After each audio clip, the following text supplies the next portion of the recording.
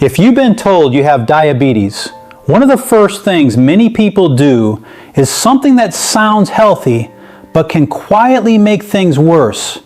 They become afraid of fruit. They stop eating it completely, or they swing the other way and eat natural fruit in portions large enough to send blood sugar climbing. And that fear, mixed with confusion, can be especially dangerous after 60, because when your blood sugar stays too high for too long, it doesn't just affect a number on a lab report. It can affect your feet, your eyes, your kidneys, your energy, your balance, your memory, and your ability to stay independent. I'm Dr. Thomas Reynolds, and if you've ever stood in your kitchen wondering, can I still eat fruit without hurting myself? This video is for you. Today I'm going to walk you through the top 3 fruits that may be especially helpful for many people with diabetes, particularly older adults. And I'll explain why they matter, how to eat them, what most people get wrong, and which one may be the most surprisingly useful of all. Because this is not just about sweetness, it's about strategy. It's about choosing foods that work with your body instead of against it. And if you stay with me until the end, I'm also going to tell you the one mistake I see seniors make even when they choose the right fruit. Because the fruit itself is only part of the story. Now before we begin, let me say something clearly. No fruit is a cure for diabetes. No fruit magically erases high blood sugar. And if your glucose has been dangerously high, or you're on insulin, or you have kidney disease, numbness, blurred vision, or sudden weight loss, you need proper medical care. But the right fruit, eaten in the right way, may help support better blood sugar control, better digestion, better circulation, and more stable energy over time. And after 60, that matters more than ever, because aging changes how your body handles sugar. Muscles may become less sensitive to insulin. Activity levels often drop. Sleep may become lighter. Stress may rise. Medications may add complications. So the foods you choose start to carry more weight. Not emotionally, biologically. If you're watching, I'd love to know your age and where you're from in the comments. And if you live with diabetes or pre-diabetes, let me know which fruit you trust most right now. It helps build a community of people learning together, not judging each other. Let's begin with number 3. Number 3 is apples. Now I know that may sound almost too ordinary. Apples don't feel exciting. They don't feel like a special diabetes food. But sometimes the most powerful foods are the ones people overlook because they seem too simple. What most people misunderstand about apples is this. They focus on the sugar and forget the structure. An apple is not the same as apple juice, not even close. When you eat a whole apple, especially with the skin on, you're getting fiber, water, plant compounds, and natural bulk that slow down how quickly sugar moves into the bloodstream. That fiber acts a bit like a traffic controller. Instead of letting glucose rush onto the highway all at once, it helps regulate the flow. Slower, smoother, more manageable. That matters for older adults because sharp blood sugar spikes are often followed by crashes, fatigue, cravings, irritability, or brain fog. And when that happens repeatedly, day after day, the body pays a price. You may feel weaker, hungrier, more inflamed, less steady on your feet, less clear in your thinking. Apples contain a type of soluble fiber called pectin. You don't need to remember the word, just remember the job. Pectin forms a kind of gentle gel in the digestive tract. Think of it like turning a fast pour into a slow drip. That can help support steadier digestion and a more moderate blood sugar response in many people. Apples have also been studied as part of eating patterns linked to metabolic health and cardiovascular support. And that is important because diabetes is not just a sugar issue. It is a blood vessel issue, a nerve issue, an inflammation issue, a whole body issue. For seniors, protecting blood vessels means protecting the tiny delivery systems that bring oxygen and nutrients to the brain, the heart, the eyes, the kidneys, and the feet. When those delivery routes are damaged over time, independence can shrink. Walking becomes harder. Healing slows down. Fatigue becomes more common. So how should you eat apples if you have diabetes? Here's the practical advice.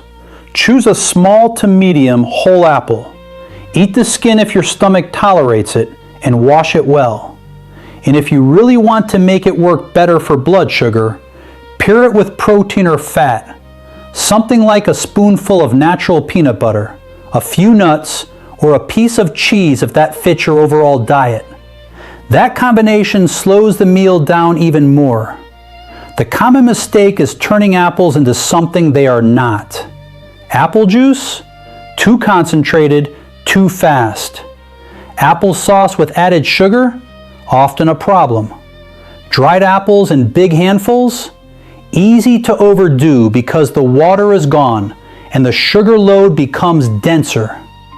The best form is the least dramatic one. A real apple, chewed slowly in a measured portion.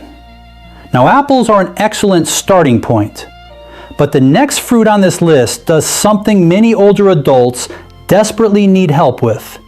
It may support blood sugar while also helping with inflammation and vascular stress. That brings us to number 2. Number 2 is berries, especially blueberries, strawberries, and raspberries. This is where things get more interesting. Berries are naturally sweet, yes, but compared with many other fruits, they are generally lower in sugar and higher in fiber per serving. That combination alone makes them useful. But berries also contain plant pigments called polyphenols and anthocyanins. Those are just scientific names for protective compounds that give berries their rich red, blue, and purple color. In plain English, berries come with their own little repair team. These compounds have been studied for their role in inflammation, blood vessel health, oxidative stress, and insulin sensitivity. Oxidative stress simply means wear and tear at the cellular level, almost like rust forming inside delicate machinery.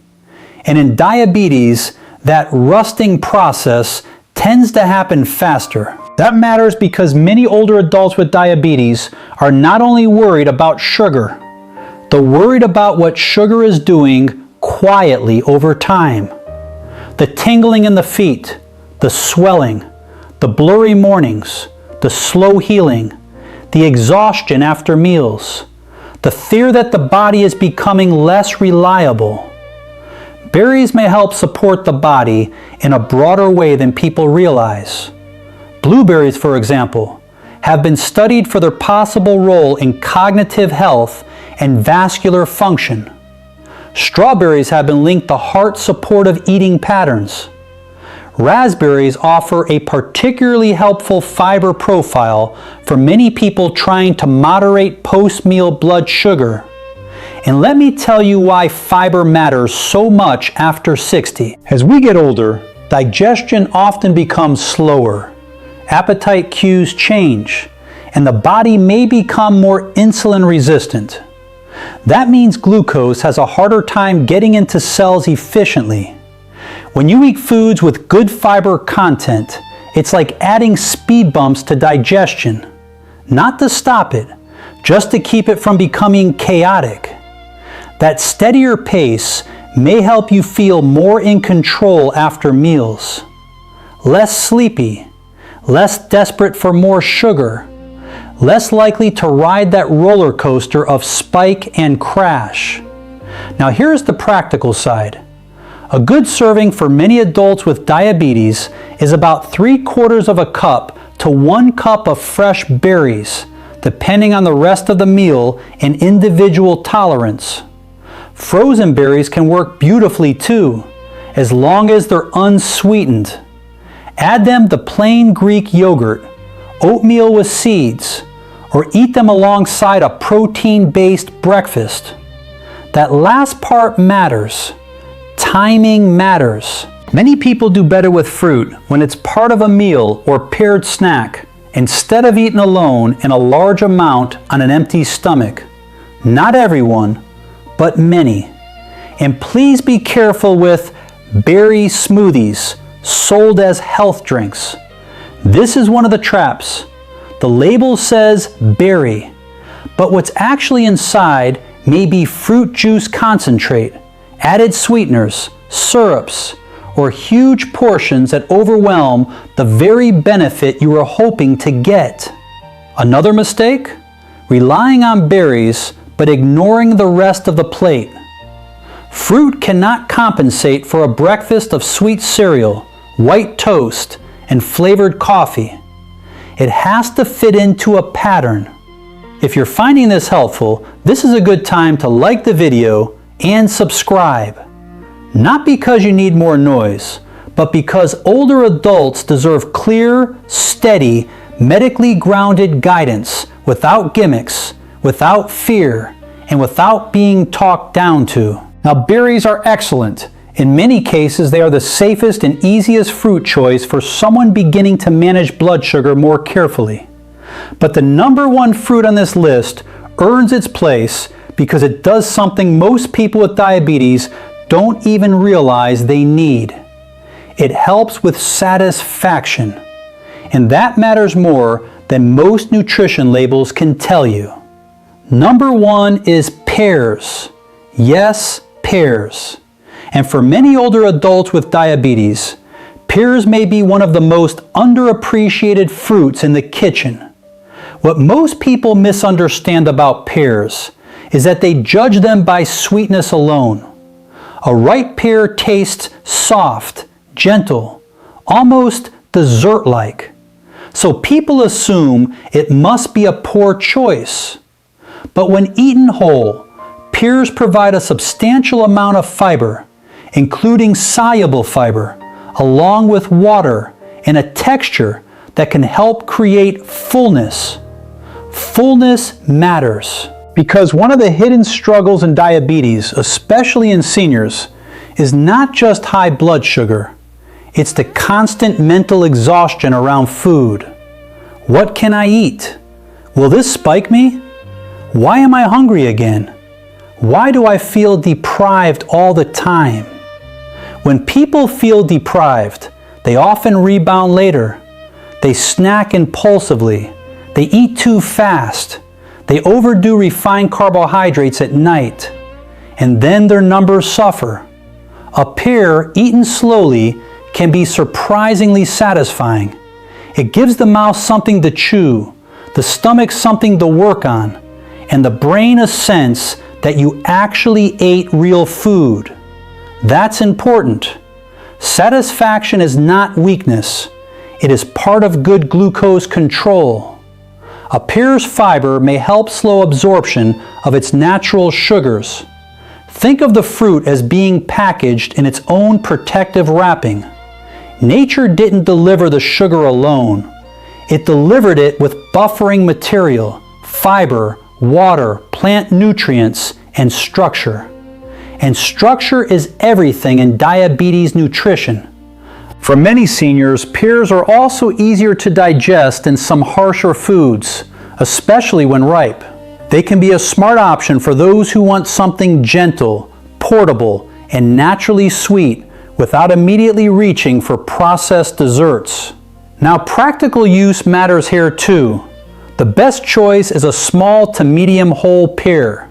Fresh is ideal. Keep the skin on if possible, because much of the fiber is there.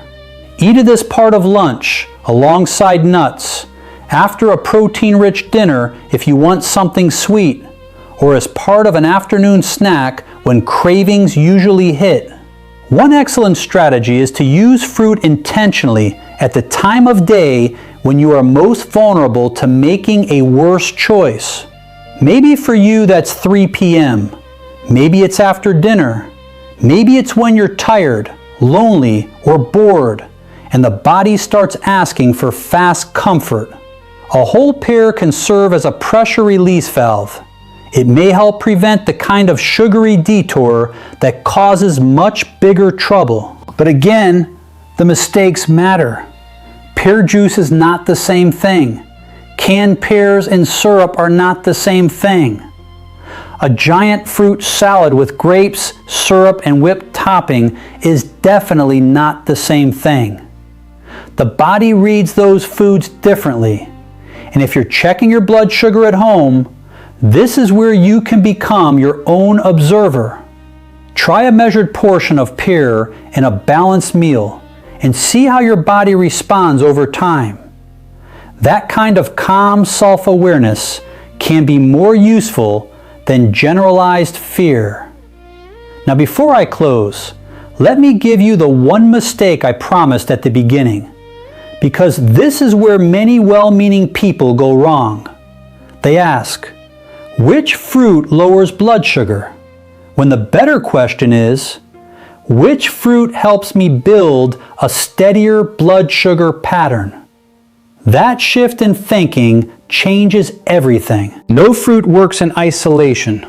Portion matters, pairing matters, timing matters, your medications matter, your kidneys matter, your activity level matters, your sleep matters, even your stress level matters. If you eat the best fruit on earth in oversized portions, blended into sweet drinks, or layered on top of an already high sugar meal, you may not get the benefit you expected. But if you choose whole fruit, respect the portion, pair it wisely, and repeat the habit consistently, you may begin to see better stability, not overnight, not magically, but steadily. And that's what older adults need. Steady energy, steadier walking, steadier thinking, steadier mornings, steadier confidence. Because living with diabetes is not just about avoiding danger. It's about preserving quality of life. It's about being able to shop, cook, drive, think clearly, sleep better, and feel like your body still belongs to you. So here they are again.